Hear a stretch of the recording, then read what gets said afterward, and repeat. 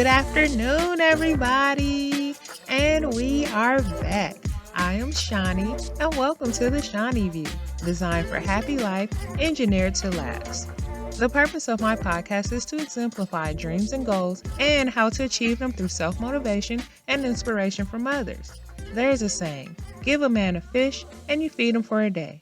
Teach a man to fish and you feed him for a lifetime. Today's episode, we will be diving a little deeper into exactly what a paradigm shift is. We touched the surface on it during the last episode, but today we'll get a better understanding. This will help in adjusting your negative thought process to a healthier method. A paradigm shift can cause us enormous problems because it's what's causing our results. But those results won't ever change if we don't understand that the results are motivated by the paradigm. So, what is a paradigm shift, you may ask? Well, it's the way that we see things. A good example is to think about wearing a pair of glasses. Our eyesight alters to whatever that prescription is. Let's say we add green lenses. Then we'll see green. Or if we add red lenses, then we'll see red. But we know that the world is not green or red. Our view was only changed drastically based on the lenses we are looking through. A paradigm works this same way. It's the way we see things and it affects everything. There are two types of paradigms. It's the victim and the agent. With the victim paradigm, also known as the negative or the pessimist paradigm, we place blame on everything and everyone outside of ourselves. We find a target to place blame. This may be the government, the economy, society, institution, our parents, or someone who may have abused us when we were younger. But with the agent paradigm, also known as the positive paradigm or the optimistic paradigm, we become responsible. A psychologist broke the word responsibility down. It is our ability to respond. It's about seeing what part we play. That same psychologist painted the mental picture of us driving along the highway and being lost in our thoughts or maybe distracted by something which causes us to miss our turn or our exit. We tune back into reality and say, this is not where I want it to be.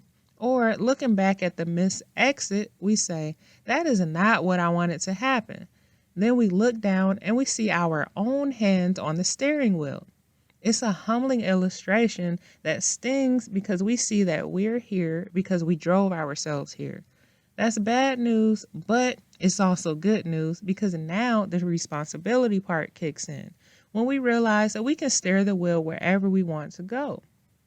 Victims can't do that because they're too busy blaming others for where they are. Victims may ask, why me? But agents will ask, why not me? And that places them in a position of control. I can't is also a victim mode, while how can I places you in a position of power. There's nowhere to go after saying I can't because you turn the switch off. The paradigm determines your behavior and leads you to the action that you take next, which may be curling up in the corner in the fetal position as a victim or getting your hands squarely on the wheel and controlling it so that you can turn it wherever you want to go. A paradigm shift is when you move from this side to that side. You can either play victim or take responsibility. You can point fingers or hold yourself accountable. You can wallow in failure or look for the lesson. But you have to see it as a choice. You have the power and you establish it through the paradigm. Until you see it as a choice, you will continue to be trained and trapped in whatever you have been taught and programmed to believe. You have to program the new idea or belief in your mind and allow it to take over. You have to starve the old idea and stop feeding it. It has to die from malnourishment. If you apply this mindset to any area of your life, I can guarantee that you will change some habits. Repetition is the first law of learning. So constantly feed yourself the new beliefs by way of writing and affirmations. For instance, if you want to change being late all the time, ask yourself, why do you hit the snooze button all the time? Write the answer out and change the wording to present tense to create a new affirmation.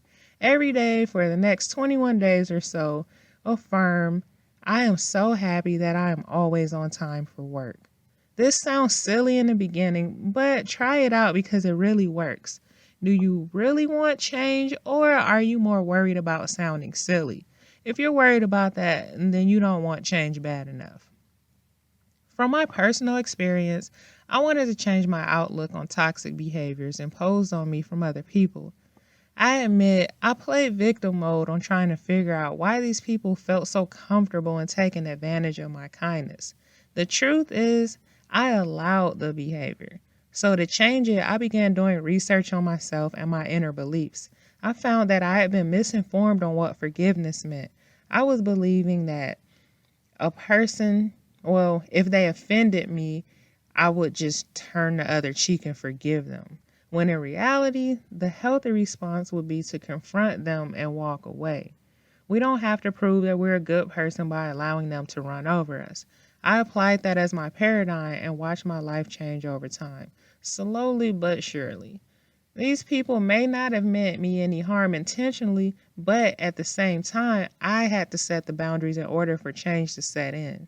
I had to regain my power, and you can do the same for whatever issues you see controlling your life for the worse. Only you know your answers to your problems. Therapy and counseling is good, but keep in mind that you may not even feel comfortable enough to open up to strangers about your inner demons or beliefs that may be holding you back. But you know yourself, and you can be a world of change when you admit that you are allowing the demise of your life single-handedly. You won't reach your goals and dreams until you reroute the thoughts that are blocking them. One step at a time, one day at a time, you will get there. Everyone wants to claim that they are self-made when they are successful, but no one wants to claim it when they feel that they have failed. Opportunities, contrary to belief, do not fall from the sky. We create them. My next episode will be about meditation and affirmations. Eventually, we will work our way up to interviews and group discussions, but it's imperative that I lay all of the basics for the foundation first.